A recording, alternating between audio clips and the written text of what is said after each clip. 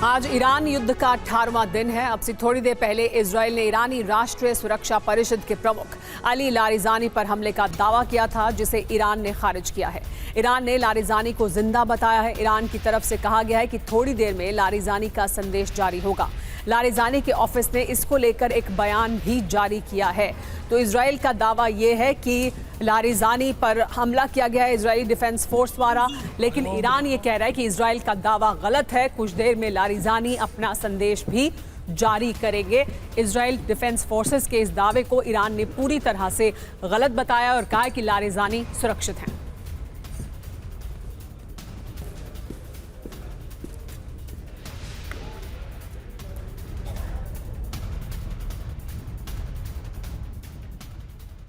दरअसल कुछ देर पहले इजरायली डिफेंस फोर्स की तरफ से कहा गया था कि बीती रात ईरान में कई शहरों पर टारगेट किया गया और हमला किया गया।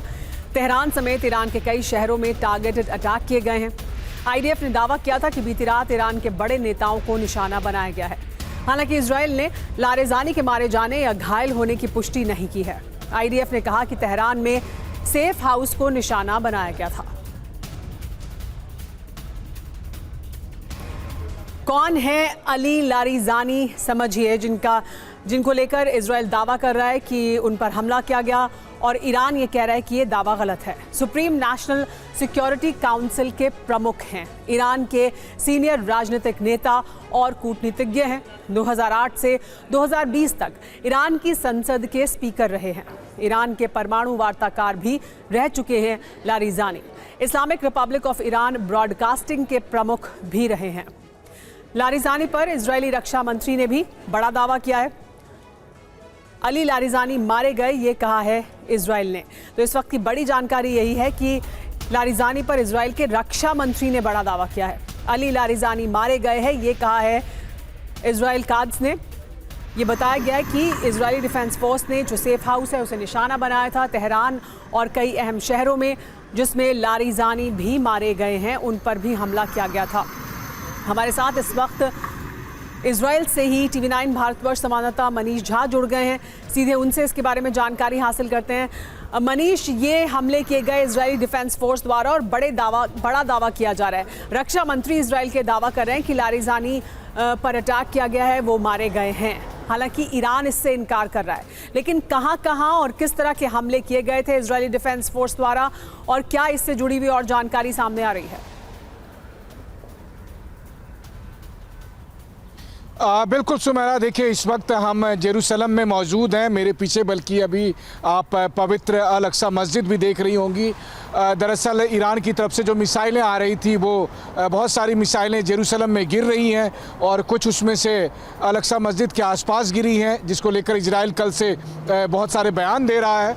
लेकिन इस बीच में ये जानकारी आती है कि 28 फरवरी को ईरान के supreme leader Ayatollah Ali Khamenei के मारे जाने के बाद से जिस शख्स ने ईरान की ताकत को, ईरान की सेना को लीड किया है, यानी कि अली लारिजानी, उनको टारगेट किया गया है। हालांकि आईडीएफ ने भी आधिकारिक तौर पर कुछ नहीं बताया है, लेकिन चाहे वो इजराइल के रक्षा मंत्री के हवाले से हो या इजरायली मीडिया के हवाले से हो, ये दावा किया जा रहा है कि जिस शख्स ने ईरान को बीते 18 दिन में लीड किया है, उससे भी हमने टारगेट किया है। हालांकि टारगेट करने की कोशिश रोज़ाना हो ही रही थी। रोज़ाना अमेरिका और इजराइल के फाइटर जेट जाकर वहाँ पर स्ट्राइक कर रहे हैं। 18 दिन में 7000 स्ट्राइक हो रहे हैं। लेकिन पिछले दिनों हमने देखा था कि जब ईरान में के तेहरान में एक रैली निकाली गई थी, तब अली लारिजानी लोगों के बीच में साफ तौर। इस बीच एक और बड़ी खबर आ रही है। लारिजानी के बेटे के भी मारे जाने का दावा किया जा रहा है। तो सिर्फ लारिजानी ही नहीं, एक दावा किया जा रहा है इजरायली मीडिया के हवाले से कि लारिजानी के बेटे की भी मौत हुई है।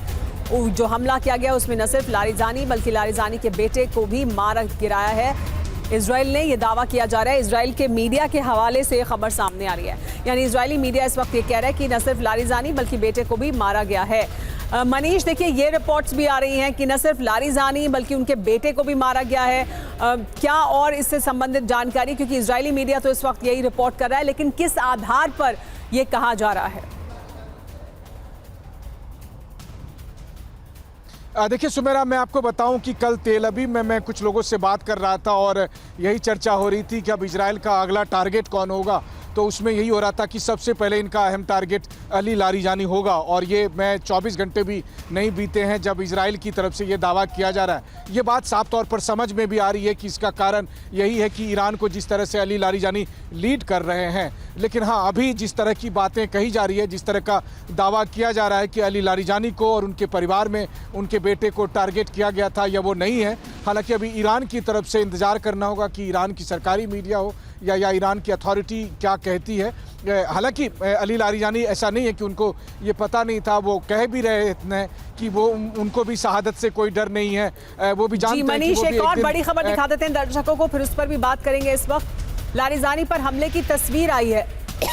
लारीजानी पर हमले की तस्वीर भी जारी कर दी गई है। तेहरान में इजराइल ने किया था बड़ा हमला, सेफ हाउस को टारगेट किया गया था, बड़े अधिकारियों को टारगेट किया गया था। देखिए, ये वो तस्वीर है। तेहरान में लारीजानी पर हमले की तस्वीर भी जारी की गई है। बताया गया है कि देखिए, ये वो हमला है जिसमें लारीजानी, उनके बेटे और कई और महत्वपूर्ण अधिकारियों को मार गिराया है इजराइल ने, इजरायली डिफेंस फोर्स ने। और ये तस्वीर भी साथ में जारी की गई है। बताया गया है कि देखिए, ये वो हमला था जिसमें लारीजानी को मार गिराया गया।